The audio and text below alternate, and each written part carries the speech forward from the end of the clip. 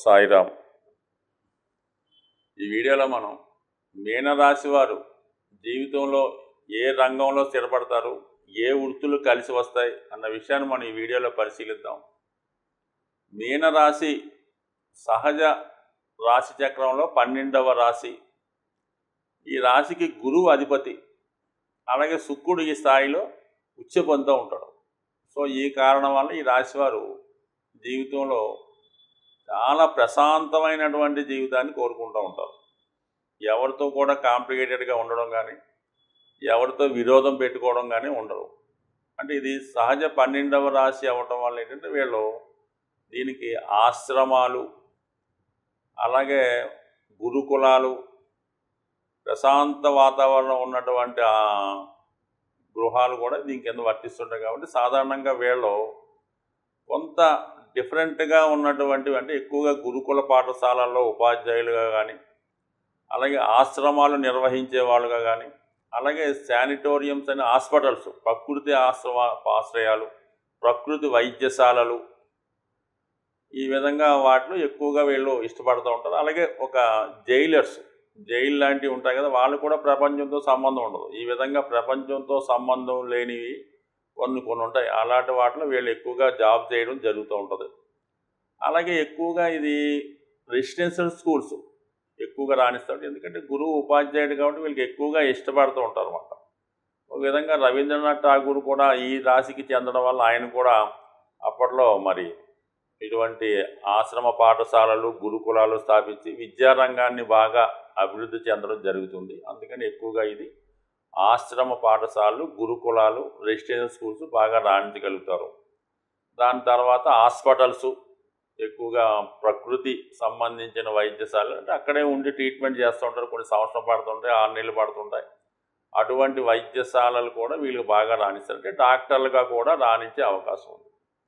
అలాగే ఆధ్యాత్మిక కేంద్రాలు, ఎండోమెంట్స్ సంబంధించినవన్నీ కూడా దేవాలయాలు, ఎండోమెంట్స్ డిపార్ట్మెంటు, దేవస్థానాలు, అలాగే ఆశ్రమాలు, అన్నదానశాలలు, అలాగే అన్నదాన సత్రవలు, వీటికి సంబంధించిన వాటిలో ఎంప్లాయీస్గా గాను, అంటే వీళ్ళు చేసే వృత్తిలో ఏదో ఒక సేవాభావం ఉండాలి, పెద్దగా ప్రతిఫలం ఉండకూడదు, చాలా నిజాయితీగా ఉండాలి, అటువంటి ఎన్నుకుంటూ ఉంటారు. డబ్బు నష్టపోయినా పర్లేదు కానీ మనకి ఏదో కొంత పుణ్యం వస్తే చాలు, 10 మంది బతికితే చాలు అన్న ఉద్దేశంతో వీళ్ళు ఉండడం జరుగుతూ ఉంటుంది.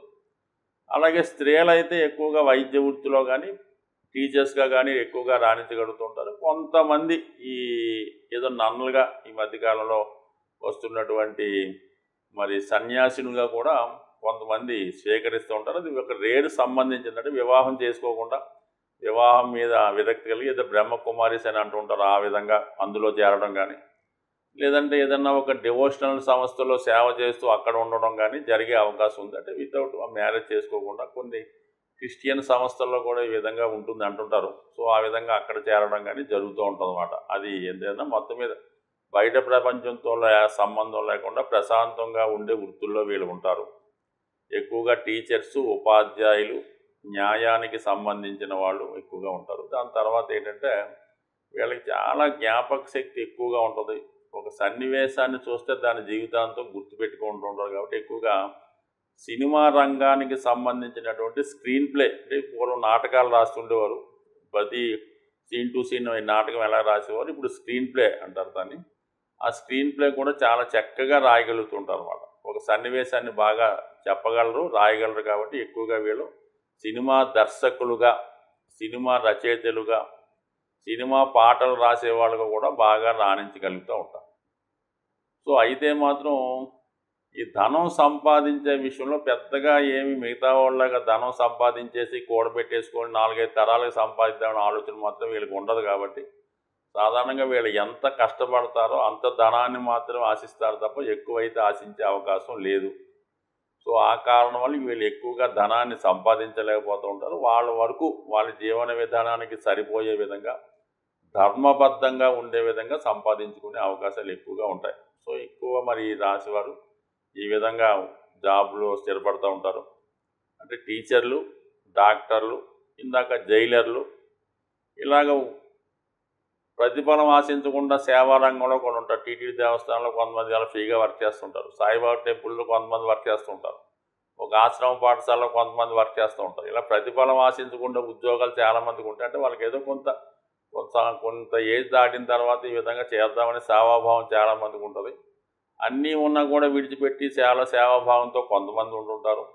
అంటే కొద్దిగా వైరాగ్యంగా ఉండేవాళ్ళు, జీవితం మీద విరక్తి కలిగి ఏదో 10 మందికి సేవ చేద్దాం ఇందులోనే ఉంటారు. ప్రస్తుతం ఉన్నటువంటి ఈ కొంత ఈ గురు సంబంధించినటువంటి హరే రామ హరే కృష్ణ అని ఇది ఒకప్పుడు ఉండేది. ప్రస్తుతం ఇప్పుడు ఉన్నటువంటి సంస్థల్లో ఎక్కువగా సేవ చేస్తుంటారు. బట్ ఏదైనా వీళ్ళకి బయట ప్రపంచానికి సంబంధం ఉండదు. అటువంటి వృత్తుల్లో ఎక్కువగా ఉంటారు. నిరంతరం ఏదో పరిశోధన రంగంలో ఉండే అవకాశం ఉంది. చాలా మేధావులుగా ఉంటారు. చాలా మంచి తెలివితేటలుగా ఉంటాయి. చాలా సింపుల్ లైఫ్ జీవితాన్ని గడుపుతూ ఉంటారు. చాలా సందర్భాల్లో కుటుంబానికి దూరంగా ఉండడం కూడా జరుగుతూ ఉంటుంది. అంటే వీళ్ళు ఉద్యోగరీత్యా దూర ప్రాంతం కానీ విదేశం కానీ వెళ్ళే అవకాశం ఉంటుంది. అంటే సహజ 12వ రాశి కాదు, ప్రతిదీ కుటుంబానికి దూరంగా ఉండడం, పుట్టిన ప్రాంతానికి దూరంగా ఉండడం, సొంత దేశానికి దూరంగా ఉండడం, ఈ విధంగా జరుగుతూ ఉంటుంది అన్నమాట. అంటే ఒక విధంగా వీళ్ళు పుట్టిన ప్రాంతంలో ఉన్న ప్రాంతంలో అంత అభివృద్ధి చెందలేకపోతుంటారు. దూర ప్రాంతంలో ఉన్నప్పుడు బాగా రాణించగలుగుతూ ఉంటారు. సో ఏదైనా అతి తక్కువ జీవితంతో, తక్కువ కోరికలతో, తక్కువ వ్యామోహంతో, తక్కువ ధనంతో తృప్తిగా జీవనం గడిపించే రాశివారు ఈ కన్యా రాశివారు, ఈ మీనరాశివారు. సో ఈ కారణం వల్ల మీనరాశితో ఎవరైనా స్నేహం చేస్తే వాళ్ళు ఖచ్చితంగా అదృష్టవంతులు అవుతారు. ఎందుకంటే వాళ్ళు ఎప్పుడు కూడా ఇతరుల శ్రేయస్సు కోసం కోరుతూ ఉంటారు. కాబట్టి ఖచ్చితంగా మీ యొక్క రక్షణ కానీ మీకు ఏ ఇబ్బంది వచ్చినా కూడా వాళ్ళు రెడీగా ఉండే అవకాశం ఉంటారు. ఎవరికి ఎటువంటి కష్టం ఉన్నా రెడీగా ఉంటారు వీళ్ళు. అందుకని ఫైర్ డిపార్ట్మెంట్లో కూడా కొంతమంది వీళ్ళు ఉంటారు. అలాగే ఈ ఎమర్జెన్సీ 108 లాంటి వాటిలో కూడా ఉంటారు. ఏదన్నా ఎవరికి కష్టం వచ్చినా ఆదుకునే దాంట్లో వీళ్ళు ఖచ్చితంగా ఉంటారు. అటు ఆధ్యాత్మికంగా ప్రచారం చేస్తూ ఉంటారు, దైవాన్ని ఎక్కువగా నమ్ముతూ ఉంటారు, ఆధ్యాత్మిక సంస్థలను ప్రోత్సహిస్తూ ఉంటారు, ప్రజాసేవ చేస్తూ ఉంటారు. ఎక్కడా ప్రతిఫలం అయితే కోరరు. ఈ విధంగా సమాజ శ్రేయస్సు కోసం పాటుపడే అన్ని వృత్తుల్లో కూడా ఈ రాశివారు రాణించే అవకాశం ఉంది. అలాగే వీళ్ళు మరి ఇంచుమించుగా మనకి 30 సంవత్సరం దాటిన తర్వాత జీవితంలో స్థిరపడే అవకాశం ఉంది. వీళ్ళు సొంత ప్రాంతంలో పుట్టిన గడ్డ మీద కన్నా ఇతర దేశాల్లో కానీ ఇతర రాష్ట్రాల్లో కానీ బాగా రాణించగలుగుతూ ఉంటారు. అంటే వీళ్ళు సొంత ప్రయత్నం కన్నా ఎక్కువ దైవం మీద భారం వేసినప్పుడే ప్రశాంత జీవితాన్ని గడిపే అవకాశం ఉంటుంది. సాధారణంగా గ్రహాల యొక్క శాంతి కొరకు పంచభూతాలు అంటే మనకి గాలి, నిప్పు, నీరు, వాయువు, ఆకాశం అనే 5 తత్వాలు ఉండడం జరిగింది. దీన్నే మనం ఈ పూజాధికారులు నిర్వహించేటప్పుడు పంచోపచార పూజ అని చేయడం జరుగుతూ ఉంటుంది. సో ఇందులో ముఖ్యంగా శని భగవానుడు యొక్క అనుగ్రహం కోసం శని భగవానుడు వాయుతత్వ రాశి అవ్వటం వల్ల ధూపంతో పూజించడం వల్ల, అంటే మీకు సాధారణంగా శివాలయాల్లో కానీ అమ్మవార్లకు కానీ ఈ సాంబ్రాణి ధూపం ఎక్కువగా వేస్తూ ఉంటారు. సో అది సింపుల్గా అగరబత్తీలు వెలిగించడం. అంటే చాలామంది ఏం చేస్తారంటే పూర్తిగా పూజ చేయని వాళ్ళు వారంకోసారి మామూలుగా చేస్తుంటూ ప్రతిరోజు కూడా ఉభయ సంధ్యల్లో ఈ అగరబత్తి వెలిగించి పూజ చేస్తూ ఉంటారు. ఇంకా ఓపిక ఉన్నవాళ్ళు సాంబ్రాణి పొగ అది గృహం అంతా వేస్తూ ఉంటారు. ఎక్కువగా అమ్మవార్లకి, శివునికి, అలాగే ఈ సాంబ్రాణి పొగ వేయటం వల్ల కనీసం ప్రతిరోజు అగరబత్తి 2 పూట్ల భగవంతుని యొక్క ఆరాధించడం వల్ల మీకు కంపల్సరిగా ఈ నవగ్రహాల్లో శని భగవానుడి యొక్క అనుగ్రహం లభించడం జరుగుతూ ఉంటుంది. సో ఈ కారణం వల్ల ఒకటి. అలాగే ప్రతిరోజు కూడా ఈ గృహంలో నిరంతరం ఏదో భగవంతుని యొక్క నామస్మరణ మోగే విధంగా, అంటే గతంలో కొన్ని చిన్న చిన్న బాక్సులాగా ఉంటే ఏదో ఓం నమో నారాయణయో, ఓం శివాయ ఏదో చదువుతూ ఉంటాయి.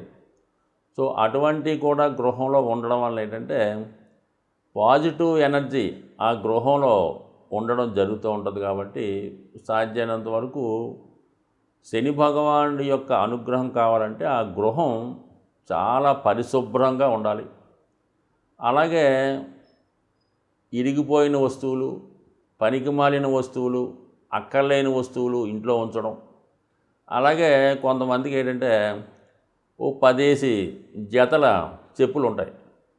ఏదో కొత్తవి కొంటుంటారు, పాతవి ఏం చేసుకుంటారో. ఈ చెప్పుల జతలు ఎక్కువ అవడం వల్ల ఈ కొంతకాలంకి ఆ నెగిటివ్ ఎనర్జీ వాటి మీద వచ్చే అవకాశం ఉంటుంది. కాబట్టి సాధ్యమైనంత వరకు ఈ చెప్పులు అన్నవి నిల్వ ఉంచకుండా ఎప్పటికప్పుడు దాన్ని అవసరం తీరిన తర్వాత బయటపడేయండి. ఏదో 1-2 చెప్పులు పెట్టుకోవడం అన్నది ఒక కొత్తమైన పద్ధతి. అలాగే ఇంట్లో వాడే చీపురు గట్ట దాన్ని కూడా మరి ఒక చోట కొంతమంది నిలువుగా పెడుతుంటారు అనమాట. అంటే కుచ్చు పైకి వచ్చేలా పెడుతుంటారు అనమాట. జ్యేష్ఠాదేవి చేతిలో ఆయుధంలాగా. ఎట్టి పరిస్థితుల్లో కూడా కుచ్చు అరిగిపోతే ఇంకోటి కొనుక్కుంటా ఏం పోయింది. అందువల్ల ఎప్పుడు కూడా అది నిలువుగా కరెక్ట్గా పెట్టాలి తప్ప కుచ్చు పైకి వచ్చే విధంగా మాత్రం ఎట్టి పరిస్థితుల్లో కూడా పెట్టలేదు. ఇవన్నీ కూడా అలక్ష్మికి కారణాలు అన్నమాట. సో అలాగే ఏంటంటే ఈ భోజనం చేయడానికి కూడా ఒక పర్టికులర్ టైం పాటించాలి. ఏ టైంలో పడితే ఆ టైంలో తినడం, ఎక్కడ పడితే అక్కడ తినడం, ఈ టీవీలు చూస్తూ ఈ మంచాల మీద కుర్చీల్లో సేరబడి ఈ విధంగా భోజనం చేయడం, ఏదో ప్లేట్లో భోజన పదార్థాలు ఉడుచుకొని తినడం, ఇవన్నీ కూడా ఐశ్వర్యప్రదం కాదు. ఇవన్నీ కూడా శనిని ఆహ్వానించే ఇండికేషన్స్ అన్నమాట. ఈ అనాచార పనులన్నీ కూడా శనిని ఆహ్వానిస్తుంటాయి.